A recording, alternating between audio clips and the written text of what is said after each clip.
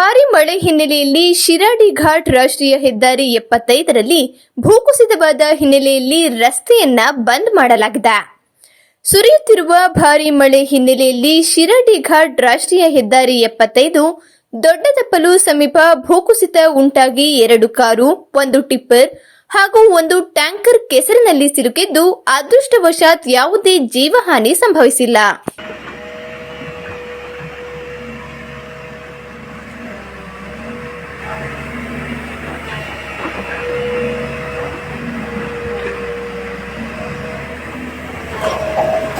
ಇದು ಮೇಲ್ಗಡೆ ಇದು ಗುಡ್ಡ ಇತ್ತಲ್ಲ, ಇದು ಗುಡ್ಡ ಪೂರ ಬಂದಿದೆ. ಇದು ಪೂರ ಬಂದ್ಬಿಟ್ಟು ಈಗ ಒಂದು ಟಿಪ್ಪರು, ಒಂದು ಕಾರು ಮೇಲೆ ಬಂದಿದೆ.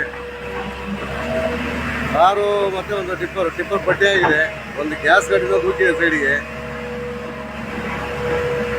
ಈಗ ಇಟಾಚಿ ವರ್ಕ್ ಮಾಡ್ತಾ ಇದೆ ಸರ್. ಸ್ಥಳೀಯ ಹಾಗೂ ನಿಖರ ಸುದ್ದಿಗಾಗಿ ಸಬ್ಸ್ಕ್ರೈಬ್ ಆಗಿ ಬೇಮಾ ವಿಜಯ ಡಿಜಿಟಲ್ ಯೂಟ್ಯೂಬ್ ಚಾನೆಲ್ ಹಾಗೂ ಪಕ್ಕದಲ್ಲಿ ಕಾಣುವ ಬೆಲ್ ಐಕಾನ್ ಕ್ಲಿಕ್ ಮಾಡಿ ಕ್ಷಣ ಕ್ಷಣದ ಅಪ್ಡೇಟ್ಗಳನ್ನು ಪಡೆದುಕೊಳ್ಳಿ.